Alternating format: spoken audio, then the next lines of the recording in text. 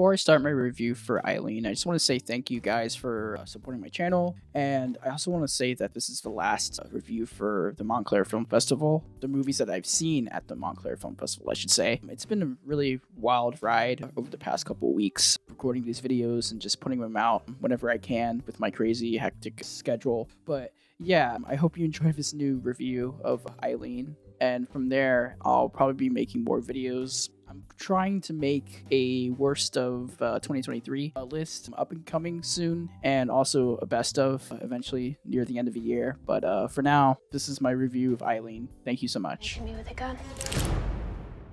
That's very good, Eileen. Yeah, I can see it. Please. It's almost interesting. Secrets and lies. Some things are so twisted. The only way out's for someone to die.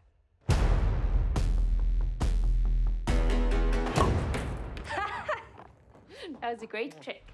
So I saw this back in October during the Montclair Film Festival, and even before that, like, I wanted to see this film mainly due to the cast. Thomas Mackenzie, Shea Wingham, and even Anne Hathaway is in it, and the premise alone just made me really intrigued due to the fact that it's kind of like a throwback to Hitchcock 50s aesthetics. So basically, you have this movie where you have this young woman who is working at a jail facility for younglings, delinquents, I should say, and a lot of them are just like very like enclosed in this space. And you have Thomas Mackenzie playing Eileen, who works at this jail, and she's just bottom of the barrel working at this place. Doesn't really have anything else to do but just basically open doors and close doors behind these delinquents. And one day there's this guy who steps into the jail, and he's done something very terrible. He, I think, stabbed his father and killed him in bed. And it's a whole thing where Anne Hathaway's character, who's a therapist, shows up at this facility, and basically she treats this kid and tries to figure out what exactly is going on with him. And even before that, Eileen, played by Thomas Mackenzie, she meets up with Anne Hathaway's character, and they both have a really touching relationship. It kind of turns into a romantic relationship reminiscent of Carol by Todd Haynes, and that's like the first half of the movie. But then the second half of the movie, the shit turns into like an Alfred Hitchcock kind of neo-noir type of mystery, sexual mystery, I should say, because it's between two women who are infatuated with each other, and both of them are just like, you know what, like, something's terrible is going on in this facility, and we have to like clean it up. And from there, Anne Hathaway's character is trying to figure out the problem with this kid.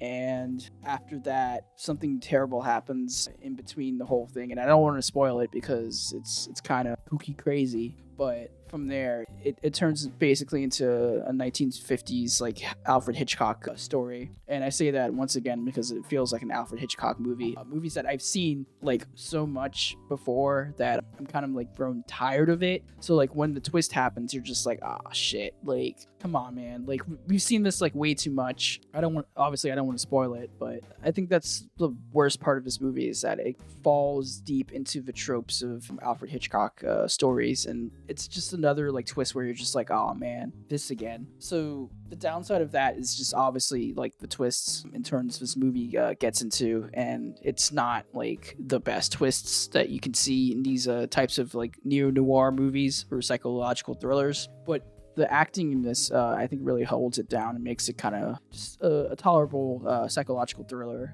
First off, Anne Hathaway, always great. She's always great in everything. And this is another role where she has the ability to kind of like tap into like the deepest, darkest fears of therapy and mental health. And her character is very like boisterous and like all over the place, and she's very like queer coded and just full of like life and just dealing with her own business and like taking no for answers and just being like a proud like independent woman. Meanwhile, you have Eileen, who's kind of like a different type of woman who's basically kind of like enclosed, and she doesn't really go out a lot. She gets a lot of like cigarettes and like drinks a lot, and gives most of those cigarettes and drinks to her father. Her father is also kind of like an alcoholic and used to be a police officer in Boston. It's set in Boston, I should say, and he's just like sitting in his like abandoned house with no lights and just like hanging out with his daughter. The police officer, I should say, is played by Shea Wingham, who is a really great character actor, and like every time he shows up, he's just like balling all the time. And yeah, like his character is pretty unique because he's trying to like figure out who EILEEN is throughout the whole movie. She's kind of like enclosed with herself. It's also reminiscent of Joker and Taxi Driver,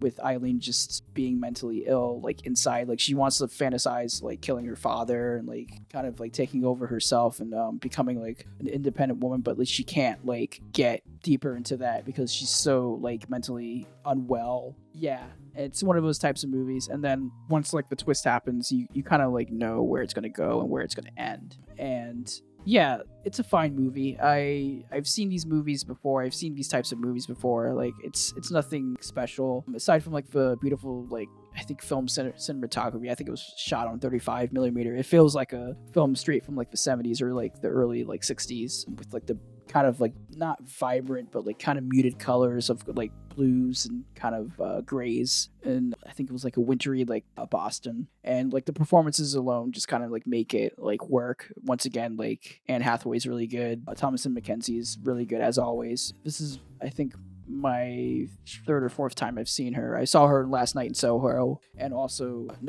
Leave No Trace. That's the one. That was the first one that I saw her, and I was like, wow, she's really good in that. And then Shea Wingham, as always, he's great. But yeah, like overall, I wasn't really like too hot on this movie. Like I said, I've seen these types of movies before. I know where it's gonna go and where it's gonna end, and I saw like the twist like from a mile away. So like when it happened, I was just like, oh shit, this is happening again. I wish it would have been kind of like more adventurous with its twists. And I think having seen like Taxi Driver and Joker, like I obviously know where EILEEN is going to go from the start. Even from like the beginning of the movie, I kind of knew where she was going to go. But hey, that's just me. Like I've seen a lot of movies that go this way, and if you haven't seen like Taxi Driver or Joker or even Carol, like you'll probably really enjoy this, and you'll probably really enjoy like the like Alfred Hitchcock like influence in this movie. But yeah, I gave it a 3.5 on Letterboxd, but I would obviously keep it that way, and it's definitely a good movie to watch like at home. But if you do see it in theaters, like yeah, it would be great to check it out like in theaters, because it's very like vibey and kind of like in tune with like the 70s like aesthetic. But yeah, overall, it was all right. I do recommend it for people who really like psychological thrillers. But yeah, that's basically it. Yeah,